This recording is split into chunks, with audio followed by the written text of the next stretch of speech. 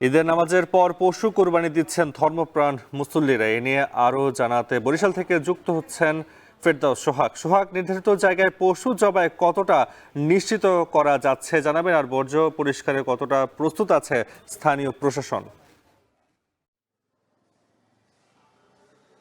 ধন্যবাদ। আপনার মাধ্যমে দেশবাসী সহ বিশ্বের যত মুসলমান রয়েছেন সবার জন্য ঈদের শুভেচ্ছা। আপনি ঠিকই বলেছেন, কোরবানির ঈদের জামাতের পরপরই কিন্তু ধর্মপ্রাণ মুসল্লিরা যারা সক্ষম তারা কিন্তু কোরবানি করতে শুরু করেছেন। আমরা এখন রয়েছি নগরীর একেবারে প্রাণকেন্দ্রে, নগরীর সদর রোড এলাকায়। সেখানে আমরা দেখতে পাচ্ছি বেশ কয়েকটি কোরবানি ইতিমধ্যে করা হয়েছে। রাস্তার উপরেই করা হয়েছে, এর একটি কারণ রয়েছে, সেটি হচ্ছে যে নগরীর এমন একটি পরিস্থিতি, জানেন যে শহরের মধ্যে আসলে কিন্তু কোরবানি করার মতো সেরকম জায়গা থাকে না। যাদের বাড়ি, আমি রয়েছি ঠিক নগরীর সদর রোডে ইমান আলী টাওয়ারের সামনে। এখানে একটি 10তলা ভবন রয়েছে, 10তলা ভবনের পাশে রাস্তা এবং তারপরেই নগরীর কেন্দ্রীয় যে বিবির পুকুর কেন্দ্রীয় স্থলে সেই জায়গাটি। তো এমন একটি জায়গা যেখানে কোরবানি করার মতো আসলে কোনো জায়গা নেই। সে কারণে কিন্তু এই বেসমেন্টের পাশে এবং রাস্তায় এখানে দুটি কোরবানির জন্য দুটি পশু কোরবানির গরুকে কোরবানি করা হয়েছে, আর একটি অপেক্ষমান রয়েছে আমরা যেটা দেখতে পাচ্ছি। তবে এখানকার যারা নাগরিক রয়েছেন, যারা কোরবানি করে নিলেন, তারা কিন্তু একটি কাজ করেছেন। কোরবানি করার সাথে সাথে যে পরিমাণ রক্ত বের হয়েছিল সেটি এখানকার যে সিটি কর্পোরেশনের ড্রেন রয়েছে সেখানে ছেড়ে দেওয়া হয়েছে এবং সেই পানি দিয়ে কিন্তু ধুয়ে মুছে একেবারে পরিষ্কার করে ফেলা হয়েছে, যাতে করে এখানে দুর্গন্ধ ছড়াতে না পারে সে লক্ষ্যে তারা ব্যবস্থা নিয়েছে। এরপরে আমরা যেটা জানি যে কিছুক্ষণ আগে ঈদের নামাজ অনুষ্ঠিত হয়েছে, সেখানে কিন্তু আমরা বিভাগীয় কমিশনার, জানেন আপনারা যে বরিশাল সিটি কর্পোরেশনের একই সাথে তিনি প্রশাসক, তিনি কিন্তু এর আগেও ঘোষণা করেছেন এবং আজকেও একটু আগে নামাজের সময় তিনি বলেছেন যে বরিশাল নগরীর যে বর্জ্যগুলোর হবে কোরবানির পর সেগুলো কিন্তু আজকে দুপুর 2টা থেকে পরিষ্কার করার যে কার্যক্রম সেটি শুরু হবে এবং সেটি তিনি আশা প্রকাশ করেছেন, ঘোষণা দিয়েছেন যে দুপুর সন্ধ্যার আগে তারা সেটি পরিষ্কার করে ধুয়ে মুছে একেবারে সাফ করে ফেলবেন, এমনটি তিনি কিন্তু নগরবাসীকে জানিয়েছেন। এবং একই সাথে তিনি নগরবাসীর জন্য প্রত্যাশা করেছেন, নগরবাসীর সহযোগিতা কামনা করেছেন। সিটি কর্পোরেশন থেকে কিন্তু প্রচুর ব্লিচিং পাউডার নগরীর বিভিন্ন জায়গায় বিতরণ করা হবে। ইতিমধ্যে কিছু কিছু জায়গায় বিতরণ করা হয়েছে এবং এই ব্লিচিং পাউডার এবং বস্তাও দেওয়া হচ্ছে, যাতে করে নগরীর যে বর্জ্য, যে গোবর, যে গরু কোরবানি দেওয়ার পরে, পশু কোরবানি দেওয়ার পরে যে বিষ্ঠাগুলো থাকবে সেগুলোকে বস্তায় ভরে সিটি কর্পোরেশনের মাধ্যমে এক জায়গায় জড়ো করতে বলা হয়েছে এবং সেখান থেকে এগুলো নিয়ে যাওয়া হবে একটা জায়গায় যেখানে ফেলে দেওয়া হবে। এবং এইবার সিটি কর্পোরেশনের যত বর্জ্য হবে এই কোরবানি উপলক্ষে এগুলো কিন্তু একটি কাজ করবে, এটিও কিন্তু কেন্দ্রীয় যে বাস টার্মিনাল তৈরি হবে নতুন করে, সেখানে কিন্তু নিচু জায়গা ভরাটের জন্য নেওয়া হবে। খুব ভালো একটি পরিকল্পনা নিয়েছে সিটি কর্পোরেশন এবং সিটি কর্পোরেশনের যিনি প্রশাসক রয়েছেন বরিশালের বিভাগীয় কমিশনার, তিনি চেষ্টা চালিয়ে যাচ্ছেন নগরবাসীর যাতে সুন্দরভাবে সুষ্ঠুভাবে বসবাস করতে পারে, বাসযোগ্য করে তোলার জন্য কিন্তু তার আপ্রাণ চেষ্টা আমরা দেখেছি। যেমনই তিনি কিন্তু নিজেই ঘুরে ঘুরে দেখছেন, গতকালকেও আমরা দেখেছি কোন কোন জায়গায় কোরবানি হবে সেজন্য কিন্তু সুনির্দিষ্টভাবে তিনি একটি পরিকল্পনা করেছেন। গতকালকে ছিল, আপনারা সবাই জানেন যে পবিত্র জুমার দিনের বরিশাল নগরের যতগুলো মসজিদ রয়েছে সবগুলো মসজিদ একটি করে খাতা দেওয়া হয়েছিল। সেই খাতায় কিন্তু তালিকাভুক্ত করা হয়েছে। আগেই ঘোষণা ছিল যে যারা কোরবানি করবেন ওই এলাকার বাসিন্দা, তারা কোরবানিটি কোথায় করবেন, কখন করবেন এবং কয়টি কোরবানি করবেন, এটি কিন্তু একটি তালিকা করা হয়েছে। সেই হিসাবে প্রায় 5,000 গরু, 4,835টির মতো কোরবানির পশু কোরবানি করা হবে নগরীর 30 ওয়ার্ডে, এমনটি আমরা জানতে পেরেছি। প্রায় 500 মসজিদে এরকমের খাতা দেওয়া হয়েছিল এবং তাতে তালিকাভুক্ত যারা করেছেন সব কিছু মিলিয়ে আমরা যেটা ধারণা করছি 5,000 বা তার চাইতে কিছু বেশি বা কম কোরবানির পশু কোরবানি এবার হবে। এবং সেজন্য প্রত্যেকটি কোরবানির গরু প্রেক্ষিতে আমরা যেটা জানতে পেরেছি যে 250 গ্রাম করে ব্লিচিং পাউডার সিটি কর্পোরেশনের পক্ষ থেকে দেওয়া হচ্ছে এবং একটি করে ব্যাগ দেওয়া হচ্ছে, যাতে ব্যাগের মধ্যে এই ময়লা আবর্জনা এবং বর্জ্য এগুলো ভরে নির্দিষ্ট জায়গায় রেখে দেওয়া হয়। সিটি কর্পোরেশনের পক্ষ থেকে দুপুর 2টার পর থেকে কিন্তু আমরা যেটা জানতে পেরেছি সিটি কর্পোরেশনের ঘোষণা অনুযায়ী যে বর্জ্য পরিষ্কার কার্যক্রম চলবে এবং সেই বর্জ্য পরিষ্কার কার্যক্রমের সঙ্গে কিন্তু সিটি কর্পোরেশনের 202টি যে স্পট রয়েছে সেখান থেকে বর্জ্য সংগ্রহ করা হবে 30টি ওয়ার্ডের এবং 10টি ট্রাক 3টি লোডার 70 জন ঝাড়ুদার বর্জ্য পরিষ্কারে নিয়োজিত থাকবে 5,000 ব্যাগ এবং 1,000 কেজি ব্লিচিং পাউডার এর জন্য ব্যবহার করা হবে। এটি আমাদেরকে জানিয়েছেন সিটি কর্পোরেশনের প্রশাসক জনাব রাহাওয়ান কায়সার এবং এর মধ্য দিয়ে কিন্তু বরিশাল নগরী সুন্দর এবং পরিষ্কার পরিচ্ছন্ন করে গড়ে তোলার জন্য যে চেষ্টা সেটি কিন্তু করবেন। আমরা দেখানোর চেষ্টা করছি একটি কোরবানির পশু আমাদের ঠিক সামনেই রয়েছে, কিছুক্ষণের মধ্যে এটিকে কিন্তু কোরবানি দেওয়া হবে এবং এই কোরবানির মাধ্যমেই কিন্তু আল্লাহ তাআলার যে নির্দেশনাবলী সেটি কিন্তু পূরণ করার চেষ্টা করবেন যারা এখানকার মুসল্লি রয়েছেন, ধর্মপ্রাণ মুসল্লি এবং যারা সক্ষম তারা কিন্তু কোরবানির জন্য প্রস্তুত এবং সেই কারণেই কিন্তু এই কোরবানিগুলো দেয়া হচ্ছে।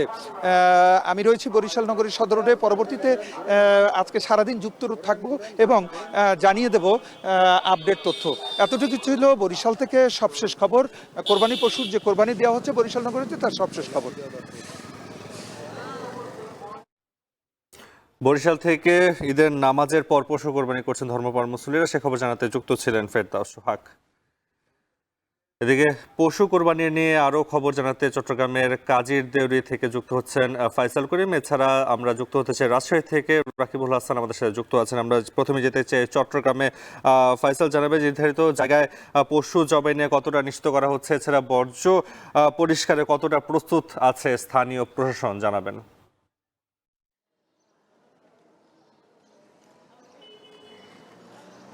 ইতিমধ্যে কিন্তু আমরা দেখছি যে বিভিন্ন ঘরে কিন্তু কুরবানির মাংস কিন্তু চুলোয় উঠে গেছে, অনেকেই রান্নার প্রস্তুতি নিচ্ছেন, অনেকেরই গরুই কিন্তু ইতিমধ্যে কাটা হয়ে গেছে, যে কাটাকুটির কাজ আছে সেটি কিন্তু ইতিমধ্যে অনেকে শেষ করেছেন। আমরা আছি নগরীর কাজীরডিউরি এলাকায়, এখানে কিন্তু সারিবদ্ধভাবে সড়কের উপর, মূল যে সড়ক তার উপর কিন্তু পশু কুরবানি দেওয়া হয়েছে এবং সেখানেই কিন্তু কাটাকুটি করা হচ্ছে এবং অনেক পশু কিন্তু ইতিমধ্যে কাটা শেষ হয়েছে। আমরা দেখেছি একেবারে সকাল 7টা থেকে নগরীর বিভিন্ন এলাকায় পশু কুরবানি শুরু হয় এবং নগরে যেহেতু পশু কুরবানির জন্য কোনো ময়দান বা খোলা স্থান সেভাবে নেই, সেহেতু অধিকাংশ জায়গায় আমরা যেটি দেখি যে মূল সড়কগুলো এবং অলিগলিগুলি কিন্তু ব্যবহৃত হয় এবং সেই অলিগলিগুলো থেকে শুরু করে বিভিন্ন সড়কে কিন্তু আমরা দেখছি যে এখনও পশু কাটাকুটির কাজ চলছে, অনেক জায়গায় কিন্তু শেষ হয়ে গেছে এবং অনেকেই চুলোয় রান্না চড়িয়েছেন এবং তাদের খাবারের জন্য প্রস্তুতি নিচ্ছেন এবং আমরা দেখেছি আসলে এই সময়টাতে চট্টগ্রামের বিভিন্ন পশু কোরবানি দেওয়ার জন্য যারা পেশাদার কসাই আছেন তাদের পাশাপাশি অনেক মৌসুমি কসাই কিন্তু এখানে অংশ নেন এবং আমরা যেটি জেনেছি যে অধিকাংশ কসাই কিন্তু আসলে অপেশাদার, অর্থাৎ মৌসুমি কসাই এবং এক্ষেত্রে যেটি দেখা যায় কি যারা পেশাদার কসাই আছেন তারা অধিকাংশই আসলে যারা এই গরু কাটার কাজে অংশ নেন তাদের গরু কাটাকুটির কাজ কিন্তু অনেক আগে ভাগেই শেষ হয়ে যায় এবং যারা অপেশাদার কসাই আছেন তাদের ক্ষেত্রে কিন্তু কিছুটা সময় লাগে এবং আমরা যেটি দেখছি নগরীর কাজীরডিউরি এলাকাতেও একই, এখানে কিন্তু এই গত প্রায় আধা কিলোমিটারের মধ্যেই কয়েকশো গরু কিন্তু কোরবানি দেওয়া হয়েছে এবং এটি নগরীর একটি কেন্দ্র এবং এখানে কিন্তু আসলে যেহেতু সড়কে যান চলাচল কম এবং আমরা যেটি দেখছি যে আসলে এই যান চলাচল কম হওয়ার কারণে মূল যে সড়ক সেই সড়কে কিন্তু পশু কোরবানি দেওয়া হয়েছে এবং আমরা এর আগে যেটি দেখেছি যে নগরের প্রধান যে জামাতটি অনুষ্ঠিত হয়েছে সেটি সকাল 7:30টায় নগরীর জমিয়তুল ফালাহ ময়দানে এবং তার পরপরে কিন্তু অনেকে নামাজ পড়ে এসে পশু জবাই দিয়েছেন এবং অনেকে কিন্তু সকাল 7টায় যে পশু কোরবানি আছে সেই 7টায় যে ঈদ জামাত আছে সেই ঈদ জামাত শেষে করে কিন্তু অনেকে পশু কোরবানি দিয়েছেন এবং চট্টগ্রামে যেবার পশুর মোট চাহিদা ছিল সেটি কিন্তু প্রায় 9 লাখের মতো এবং চট্টগ্রামের 228টি হাটে কিন্তু এবার পশু কেনা বেচা হয়, যার মধ্যে নগরীতে 3টি স্থায়ী হাট এবং 10টি অস্থায়ী হাটে পশু কোরবানি দেওয়া হয়েছে এবং পশু বিক্রি হয়েছে এবং আমরা যেটি দেখেছি সেই 9 লাখের চাহিদা পূরণের জন্য কিন্তু চট্টগ্রামের স্থানীয় খামারের পাশাপাশি উত্তরবঙ্গ থেকে কিন্তু পশু এসেছে এবং এবার কিন্তু পশুর দাম নিয়ে মিশ্র প্রতিক্রিয়া ছিল। তবে আমরা যেটি দেখেছি আসলে ঈদের 3-4 দিন আগে কিন্তু সেভাবে বেচা বিক্রি হয়নি এবং 3 দিন আগে থেকেই মূলত বেচা বিক্রি শুরু হয়েছে এবং গতকাল রাত হয়ে আজকে সকালেও কিন্তু অনেক জায়গায় পশু কেনা বেচা হয়েছে এবং পশুর দাম নিয়ে মিশ্র প্রতিক্রিয়া ছিল। তবে গতকাল রাতের দিকে পশুর দাম কিছুটা কমেছে বলে সন্তুষ্টি প্রকাশ করেছিল ক্রেতারা। এবং কিছু কিছু হাটে আমরা যেগুলো দেখেছি আসলে নগরী থেকে কিছুটা দূরের যে হাটগুলো আছে, অর্থাৎ উপজেলা পর্যায়ে যে হাটগুলো আছে, অনেকে কিন্তু সেখান থেকে গিয়েও পশু সংগ্রহ করেছেন, অনেকে পার্বত্য চট্টগ্রাম থেকে পশু সংগ্রহ করেছেন। এবং এই যে 9 লাখ পশুর চাহিদা সেটি কিন্তু পূরণ হয়েছে বিভিন্ন জায়গা থেকে এসে। এবং এই পশুর বর্জ্য কিন্তু আমরা দেখছি যে আসলে সংগ্রহের জন্য ইতিমধ্যে কাজ শুরু করেছে সিটি কর্পোরেশন। সকাল 8টা থেকে অলিগলি থেকে বর্জ্য এনে তারা মূল সড়কে রাখছেন এবং সেখান থেকে কিন্তু বড় ডাম্প ট্রাকে করে যে আবর্জনার ভাগার আছে সেখানে নিয়ে যাওয়া হচ্ছে। তো পশু এই বর্জ্য সংগ্রহ চলবে বিকাল 5টা পর্যন্ত এবং সেটি 6 থেকে 8 ঘন্টায় পরিচ্ছন্ন করার জন্য প্রতিশ্রুতি দিয়েছেন নগরীর মেয়র। আমরা এবার যেতে চাই চট্টগ্রাম থেকে রাজশাহীতে। রাকিবুল হাসান জানাবেন যে এই যে চট্টগ্রামের খবর শুনছিলাম, রাজশাহীতে নির্ধারিত স্থানে পশু জবাইয়ের নিশ্চিত করা হচ্ছে কতটুকু, এবং স্থানীয় প্রশাসনের প্রস্তুতি নিয়ে জানতে চাই আপনার কাছে।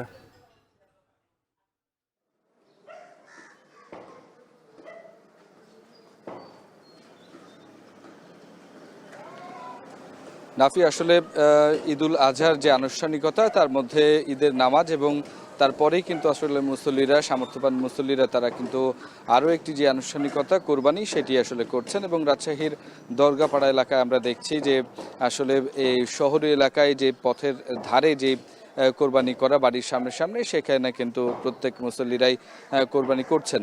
এবং ইতোমধ্যেই সমস্ত কোরবানি এই জায়গাটুকুতে আমরা দেখছি সম্পন্ন হলো। এবং এখন আসলে এই যে গরু ছেলা বা কাটাকুটি সেই কাজটি হচ্ছে। এবং এইখানে আসলে যেই বিষয়টি হয়েছে যে যেইখানে কোরবানি হচ্ছে না কেন সেখান থেকে খুব অল্প সময়ের মধ্যেই রক্ত বা যে সমস্ত বর্জ্যগুলো হচ্ছে সেগুলো আসলে ধুয়ে ফেলা হচ্ছে।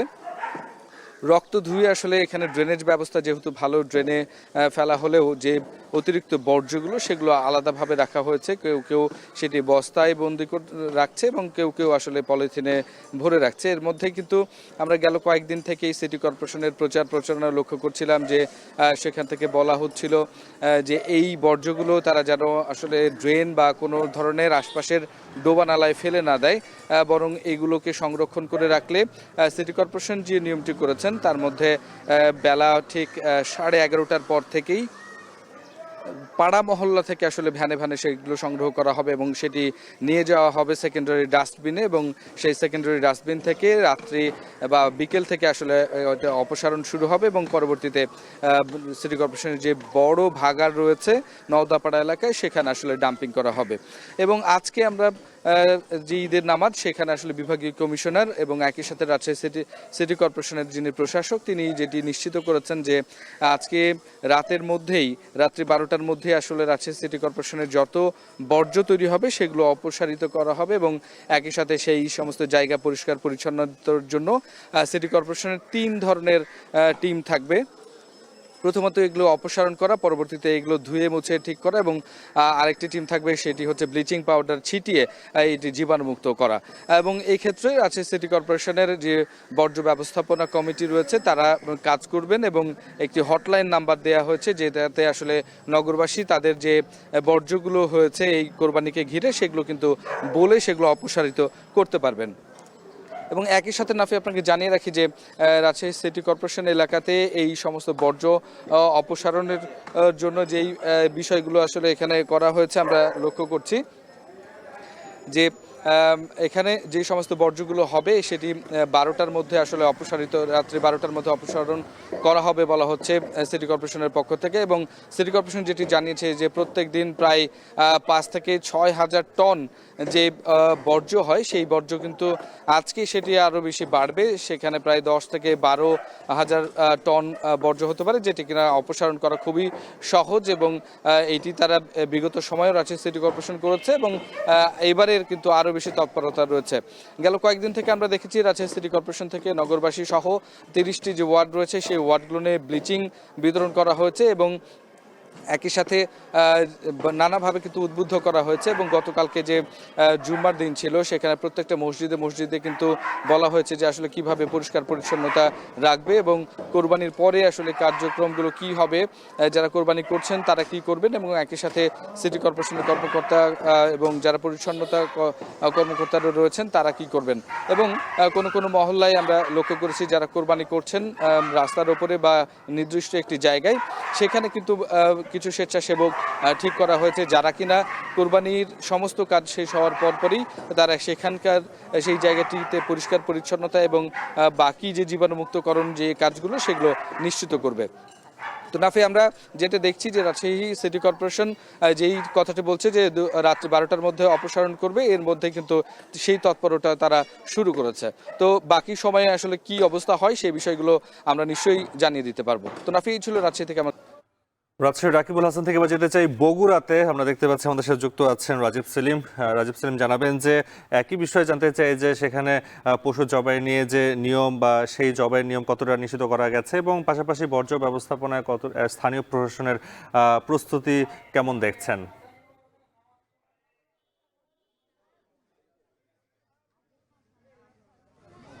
নাফি, এই ঈদুল আজহার যে আনুষ্ঠানিকতা দিনব্যাপী সেটি শুরু হয়েছে বগুড়ার 1803টি ঈদগাহে।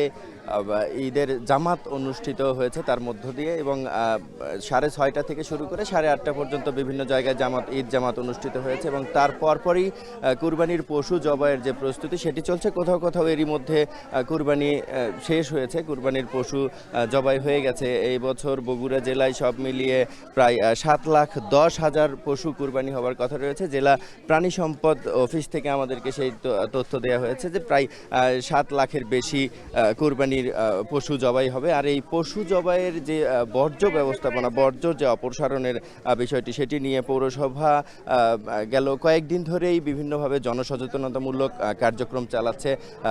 মাইকিং এবং লিফলেট বিতরণের মধ্য দিয়ে সাধারণ মানুষকে সচেতন করার চেষ্টা করছেন যে বগুড়ায় যেন সেভাবে যে আবর্জনা না থাকে, সেই বিষয়গুলো নিয়ে তারা কয়েকদিন আগে থেকেই আসলে কার্যক্রম চালাচ্ছিলেন। আর এই ছিল আমার কাছে বগুড়ার কুরবানির বর্জ্য ব্যবস্থাপনা নিয়ে সবশেষ।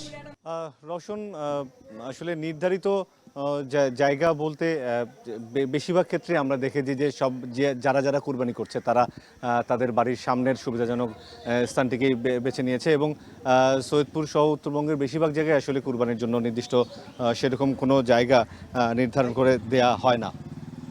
এবং যেটি তারপর আমরা যেটি দেখেছি যে যারা কুরবানি করছে তারা সেই পশুর রক্ত এবং বর্জ্য অপসারণটা বেশিরভাগ ক্ষেত্রেই তারা নিজেরাই করে থাকে, এবং পৌরসভার পক্ষ থেকে দুপুরের পর থেকে আসলে এই অপারেশন কার্যক্রমটা শুরু হওয়ার কথা রয়েছে। কারণ যে কুরবানিগুলো হচ্ছে সেই কুরবানিগুলো শেষ হতে হতে বা পুরো প্রক্রিয়াটা সম্পূর্ণ হতে হতে প্রায় দুপুর হয়ে যাবে। তারপরেই আসলে বর্জ্য অপসারণগুলো শুরু হবে বলে আমরা জানতে পেরেছি। এবং আমরা দেখেছি যে নামাজ শেষ করে ঈদুল আজহার যে মূল কাজ নামাজের পরে সেটি হচ্ছে কুরবানি করা, এবং বিভিন্ন আবাসিক এলাকাগুলোতে তারা নিজেদের বাড়ির সামনে কুরবানি করছেন। কেউ কেউ একাই কুরবানি করছেন, কেউ কেউ কয়েকজন মিলে গরু কুরবানি দিয়েছেন, কেউ ছাগল কুরবানি দিয়েছেন। এবং এই প্রক্রিয়াগুলো এখনো পর্যন্ত চলমান আছে, কারণ এক এক মসজিদে প্রায় বেশিরভাগ মসজিদে একই সময় নামাজ শেষ হলেও যেহেতু কুরবানি করার যে মৌলভী সাহেব তারা আসলে একের পর এক বাড়িতে গিয়ে তারা সেই পশুগুলো কুরবানি দিয়ে আসছেন। এবং আমরা দেখেছি যে এই প্রক্রিয়াগুলো এখনও চলছে। আমি একটু জানিয়ে রাখতে চাই যে এবার সৈয়দপুর উপজেলায় প্রায় 50,000-এরও বেশি পশু কুরবানির লক্ষ্যমাত্রা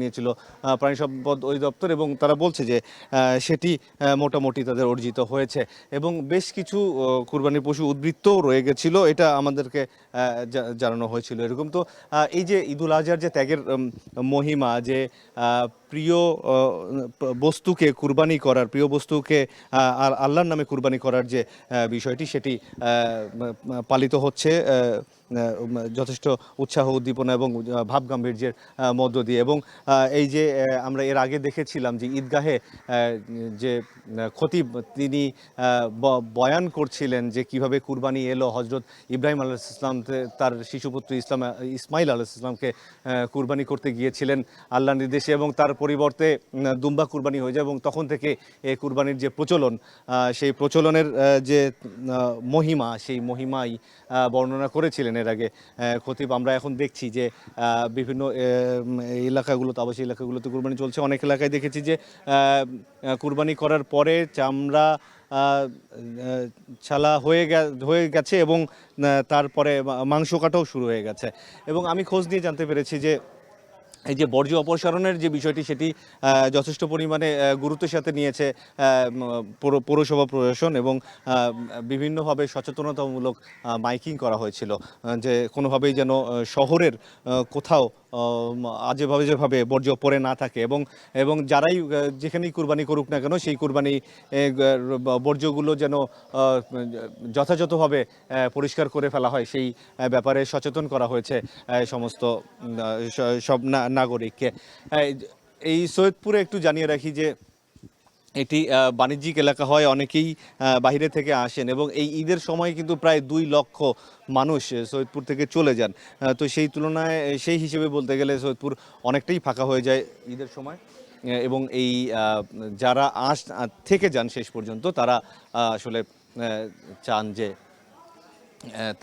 তারাই শুধু কুরবানি না করেন একদম স্থানীয়রা এবং এই গরুর পাশাপাশি ছাগলও কুরবানি হয়েছে এবং আমরা দেখেছি যে দুম্বাও এবার পালন হয়েছিল সৈয়দপুরে, সেগুলো 2-1 জায়গায় কুরবানি হওয়ার কথা আমরা শুনতে পেরেছি এবং এই যে গরু ছাগল এবং দুম্বার এই পরিমাণটাই বেশি এবং আমরা দেখেছি যে হাটে এবং প্রচুর পরিমাণে কিন্তু প্রাণী ছিল, কুরবানির যে পশু ছিল সেই পশু এবার উঠেছিল এবং যথেষ্ট পরিমাণে বিক্রি হয়েছে এবং ক্রেতা বিক্রেতা উভয় কিন্তু এবার খুশি ছিল। তো সব মিলিয়ে উৎসাহ উদ্দীপনা এবং গাম্ভীর্যের মধ্য দিয়ে ঈদুল আজহার যে কুরবানির আনুষ্ঠানিকতা সেটা চলছে। আমরা পরবর্তী সংবাদে নিশ্চয়ই আবার যুক্ত হব আপডেট নিয়ে। রওশন, এই ছিল সবশেষ অবস্থা। সৈয়দপুরের খবর জানছিলাম, এবার একটু ময়মনসিংহে বর্জ্য ব্যবস্থাপনার খবর জানতে চাই। ময়মনসিংহে আমাদের সাথে আছেন সহকর্মী